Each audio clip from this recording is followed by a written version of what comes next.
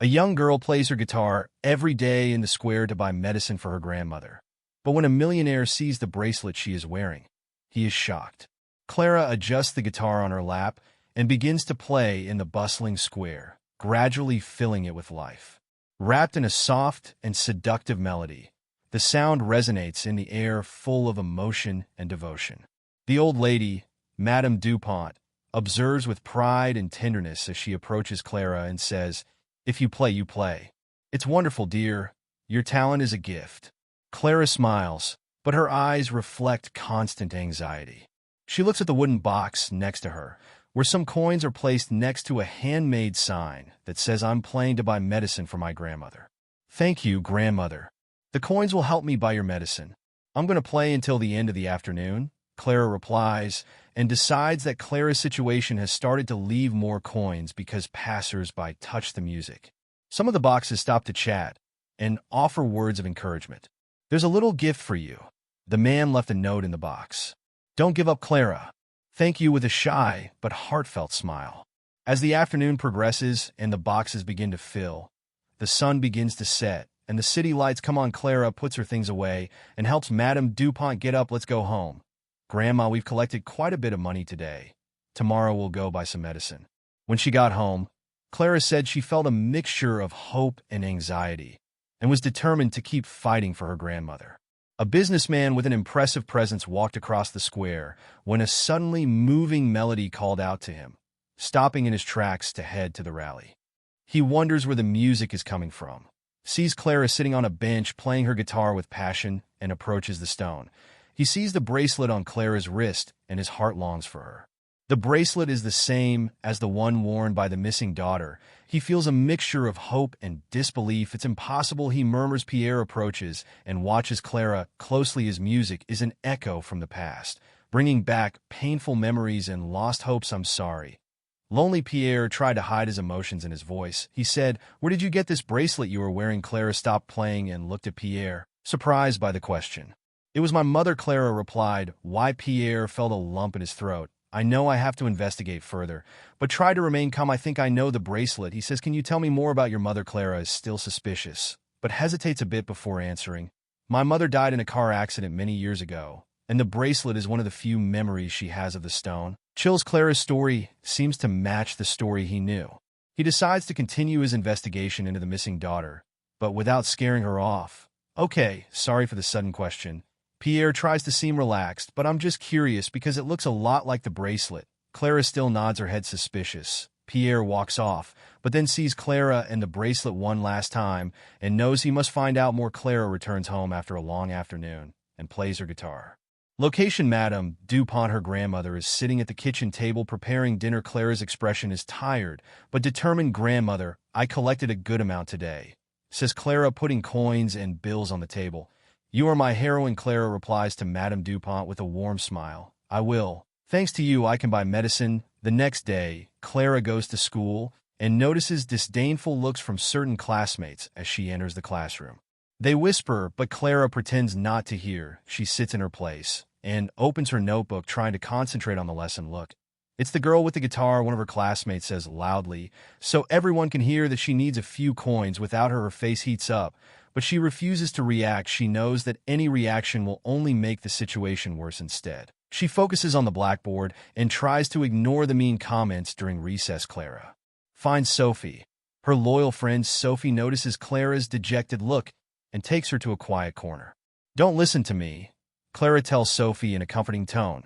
"You're much stronger than anyone. It's hard." Sophie replies to Clara, with eyes sometimes clouded with tears, "Everything is against me. You have an important mission." Sophie holds Clara's hand and says, "Your grandma needs you, and I know you are the bravest person."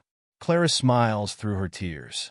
Sophie gives her the strength to continue coming home from school.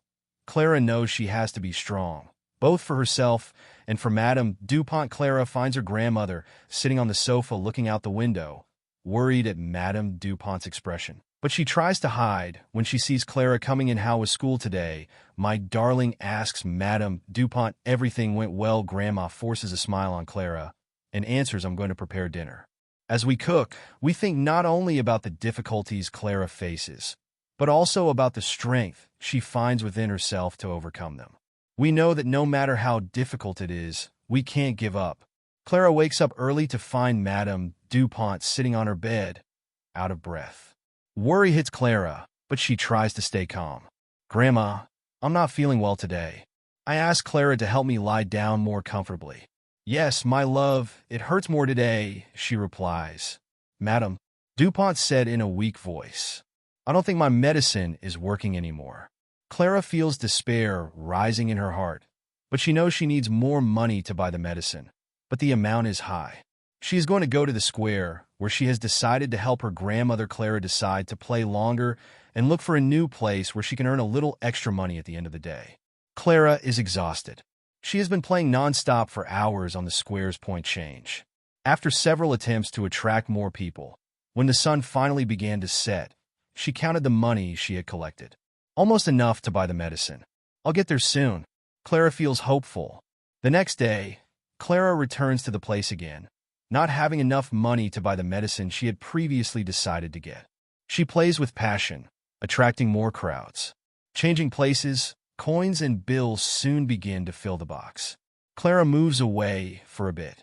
From her piggy bank, a man approaches quickly and steals all the money she had collected. Clara realizes that it is too late and chases him, but the thief disappears in the crowd. "Please," screams, "stop." Clara, in despair, returns to the bench where she was playing with tears. Streams flow down Clara's face. All the efforts of the past few days have been in vain. How will I buy the medicine? Clara returns home feeling completely defeated. Madame Dupont noticed the expression. Beloved, shocked by what has happened, she asks her worried grandma. "The money I raised has been stolen," Clara said, crying. "I don't know what to do." Madame Dupont lovingly held her in her arms and tried to comfort her. "We will find a solution, Clara. Don't worry, you are strong, and despite the consolations, you always find a way." Clara knows that she must act quickly. Grandmother's sister counts on her determination not to abandon. Clara decides that the next day she will decide for herself. Try again. More cautious and vigilant, Clara finds Sophie in the park. After a long day of fundraising, Clara's expression is completely exhausted, but Sophie is still engrossed and watching her closely. "Clara, you look very tired," Sophie said, holding the note. Worried about what has happened, Clara sighed deeply before answering. "Sophie, everything is getting worse. My grandmother's health has deteriorated, and all the money I raised yesterday has been stolen." Sophie's eyes widen in shock. "Clara, I'm sorry, could you call the police?" There was no answer. Clara shook her head. "I was desperate and could only cry. My grandmother needs these medicines. I don't know what to do anymore." Sophie, hold Clara's hand tightly. "Please listen to me, Clara.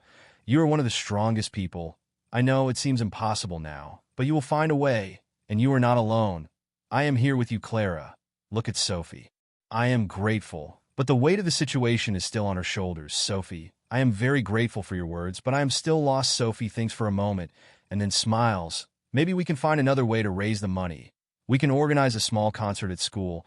Ask us teachers and friends for help. Everyone loves to hear you play the guitar." Clara feels a small light of hope light up in her heart. "Do you think it will work?" "I don't want to think so. Even if you ask too much, of course it will work out," Sophie exclaims enthusiastically. "People want to help you, especially if you are as talented and dedicated as you are. And it's for a good reason." Clara smiles, feeling a little lighter in her heart. "Okay, I'll try." "Sophie, thank you for always being by my side. That's what a friend is," she says. Sophie hugs Clara, and together they walk in the park, and let's make it happen. Clara feels that way in spite of everything. In difficult situations, there are people who really care about her and are ready to help her. This little comfort brought by Sophie's friendship and support renews her determination to continue fighting for her grandmother.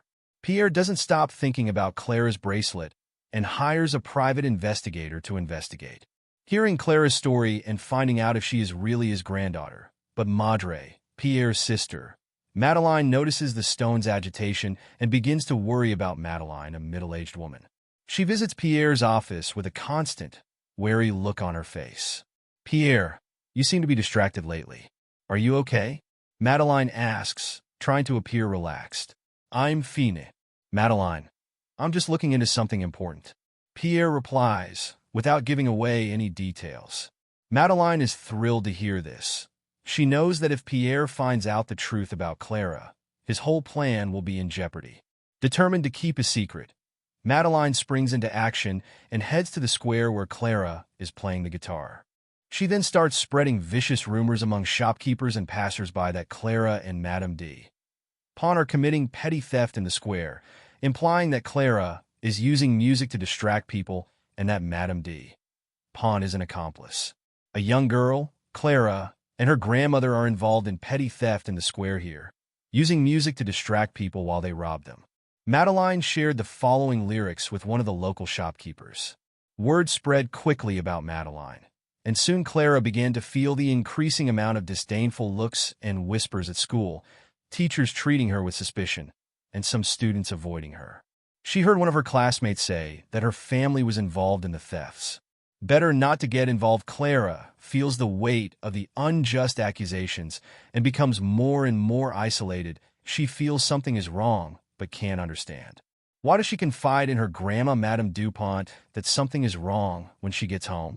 At school, people treat me differently and spread horrible rumors about us, Clara said. Madame Dupont hugged her, trying to comfort her. Love, we will get through this together. Don't let them do this. Cruel people will destroy you. We will find the truth and clear your name. Meanwhile, Pierre starts receiving information from a private investigator. Evidence shows that Clara is suggesting she may really be his granddaughter. He decides to confront Madeline with what he knows. Madeline, I have to talk to you. Pierre said firmly, I want you to be honest, because I am investigating a possible connection with my family. Madeline is trying to keep calm, but she knows she is facing difficulties. She must find a way to keep Pierre away from Clara before the truth comes out. Pierre is determined to discover the truth and heads to Clara and Madame Dupont. When Madame Dupont opens the door, he goes immediately to where he has to talk. Madame Dupont says seriously that Pierre means Clara. Madame Dupont is obviously nervous and asks Pierre to come in. He sits in the living room, where Pierre doesn't waste any time approaching the subject. Clarine is the granddaughter of my missing daughter, Elise. Pierre tries to contain his emotions. I have to know the truth. Madame Dupont sighs, feeling the weight of the situation deeply, and knows that he can no longer hide it.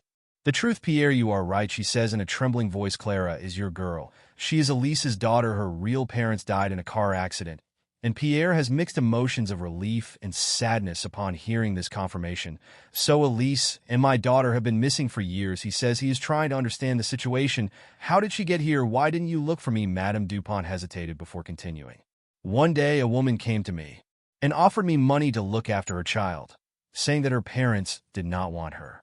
She told me that the girl's name was Elise, but I changed her name to Nana. Pierre, fearing for the child's safety. I am shocked by this fact. Who was this woman? Why does she do this? You didn't know Madame Dupont, with tears in her eyes. She gave me the money and left. I never saw her again. But the important thing is that Clara, or rather Anna, is here, and she is your little girl. Before Pierre could reply, Madame Dupont began to feel unwell. So she put her hand to her chest and blew Clara. Pierre was shocked and immediately called an ambulance. Madame Dupont was rushed to the hospital. Clara, who returned home at that moment, there, seeing the scene, runs towards it. Pierre frantically asks Clara what is going on and what happened to her grandmother. Panicked, Pierre tries to explain, but Clara, furious and confused, interrupts him. It's your fault that you have it. Pushed to the limit until she is sick, Clara cries with tears in her eyes. Please leave. I don't want to see you near anymore. The destroyed stone leaves, respecting Clara's wishes, but he promises himself that he will reveal the whole truth and bring justice.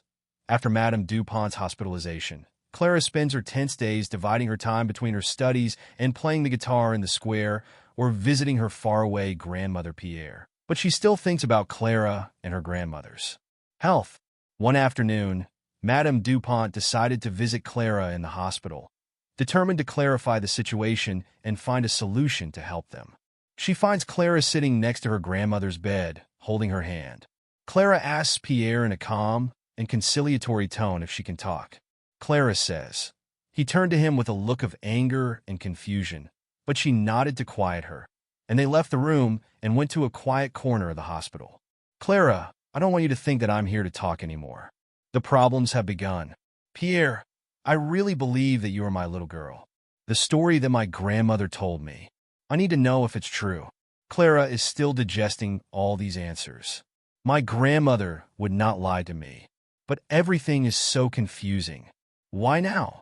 After all, this time Pierre tried to explain, but was interrupted by the arrival of Madeline.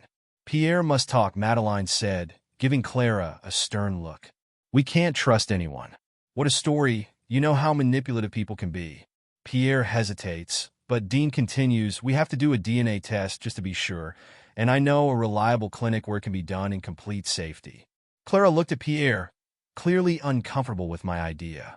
I don't know if I want to do that, Clara. It seems like you doubt everything, Clara. I understand how you feel, Pierre tried to reassure her, but we need concrete evidence the test will reveal everything. Reluctantly, we can go ahead, Clara finally agrees. If that will solve everything, let's do it. The next days are full of waiting and tension. Clara continues to look after her grandmother in the hospital at home, while Pierre arranges everything for the DNA test. Madeline makes a plan to tamper with the results on her behalf to buy time. Clara and Pierre spend the next days of intense waiting and anxiety. But finally, the day comes when the DNA test results are returned. The clinic ordered by Madeline arrives. Clara and Pierre are also present, as is Madeline, who is worried as she waits for the results of her plan. The doctor in charge hands Pierre the envelope containing the results. Pierre opens it with trembling hands and reads the documents in silence. His expression changes from hope to deep disappointment. It's impossible, he murmurs. Pierre is clearly upset. Clara asks anxiously, what will the results say? Pierre looks up in pain and disillusionment. The tests say we are not related. Clara, you are not my daughter. Clara is shocked and almost wobbles on her feet. How can my grandmother not lie about something so important? Madeline takes the opportunity to intervene. Pierre tells you that this is a possibility. They were trying to take advantage of you, and this bracelet must be returned. Pierre is overcome with anger and frustration and looks at Clara with suspicion. He wanted to believe, but now it's all like a lie. Give me back my bracelet. I don't want anything to do with you. Clara, with tears in her eyes, takes off the bracelet and hands it to Pierre. I don't know what happened, but we don't lie. Believe us. Pierre, unable to cope with the turmoil of emotions, leaves the room without looking back. Clara leaves the office without her world crumbling. Back at the hospital, feeling betrayed and devastated, Clara confides in her friend Sophie, who is now by her side. It's difficult, Sophie. The test came back negative. Stone thinks we lied to him. Sophie holds Clara's hand as Clara sobs and tries to comfort her friend. Clara, we don't know what's going on, but we must stay strong. The truth can still come out despite Clara feeling hopeless. She sees a small ray of hope in Sophie's words. Clara vows to discover the truth. No matter what blows she takes, the coming days will be dark and stressful for Clara. She tries to focus on her studies and herself.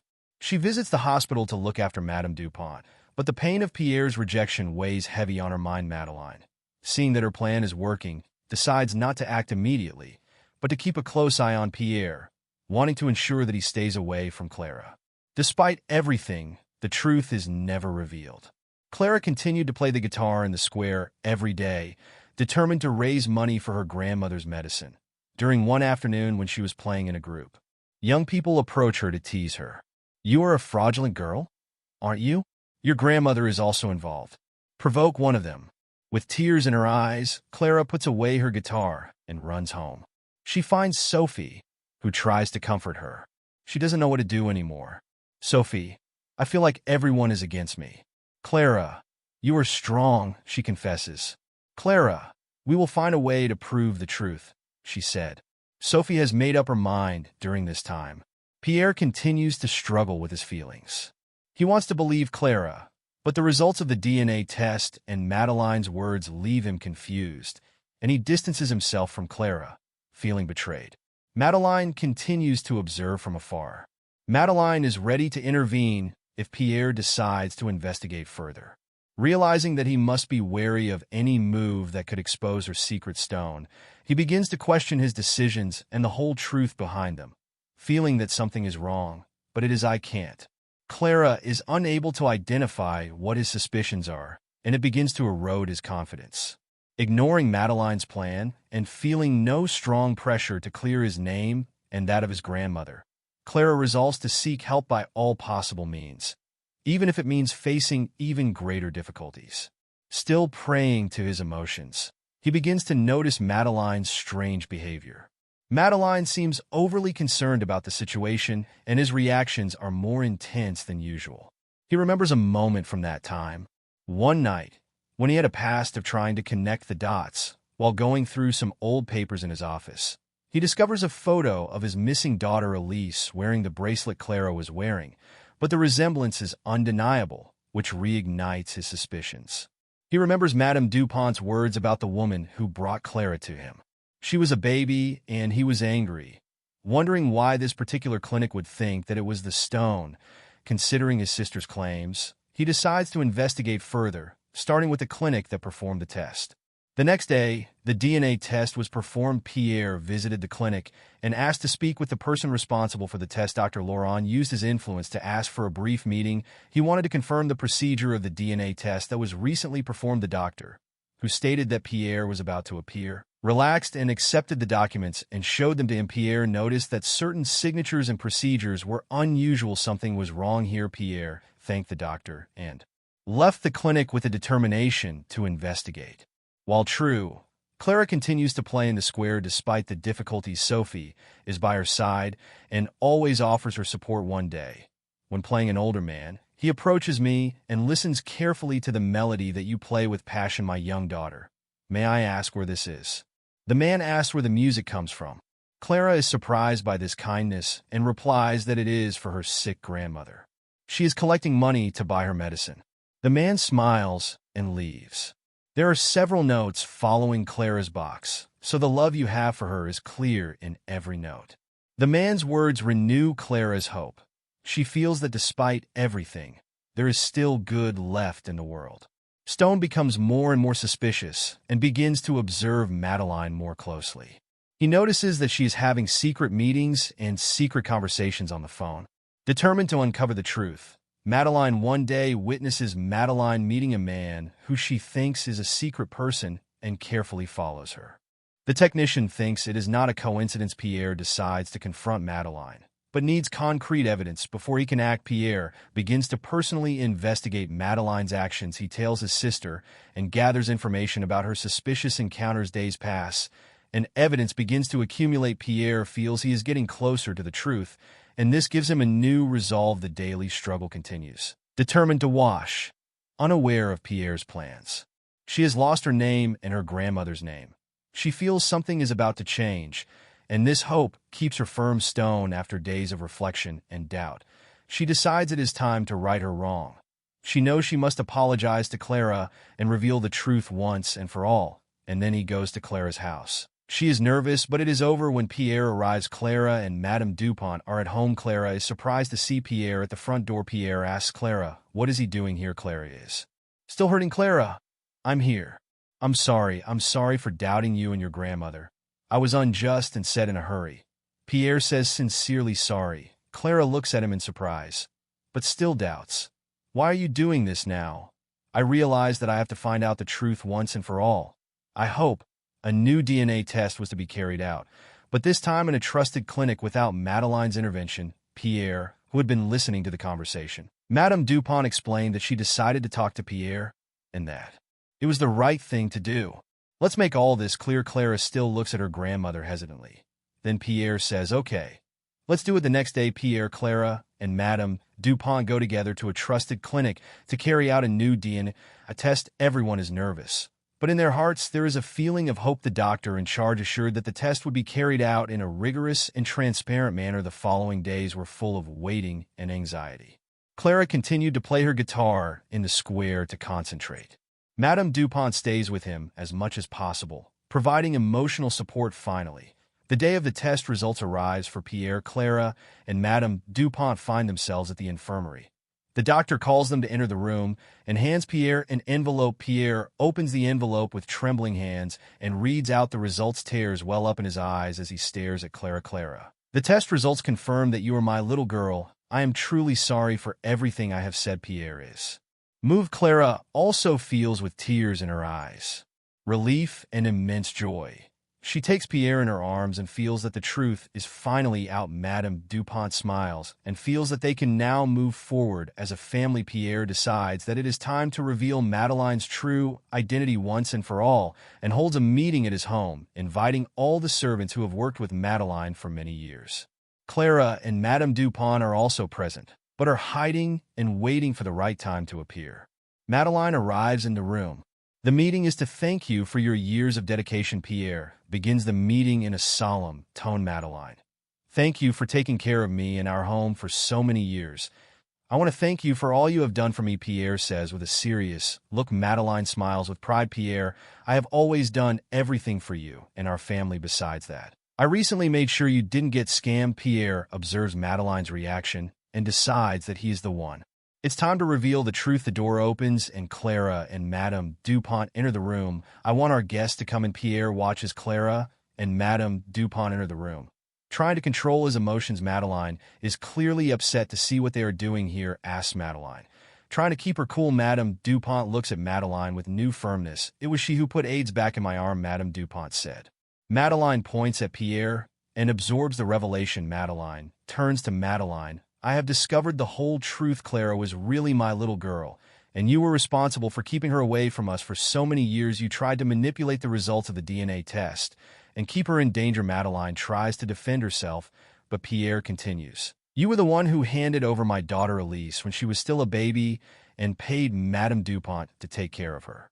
Greed and jealousy plague many. Madeleine desperately tries to justify herself. Pierre, I did this for us. I have taken care of you and our home for so many years. I deserve something in return. Pierre shakes his head. I am sorry that you betrayed our family. Madeleine, I cannot forgive. To continue this, Pierre calls the police, who enter the room and arrest Madeleine. Clara. Madame Dupont watches as Madeleine is escorted from her home, finally facing her consequences. Actions. Pierre turns to Clara and Madame Dupont with a look of relief and sadness on his face.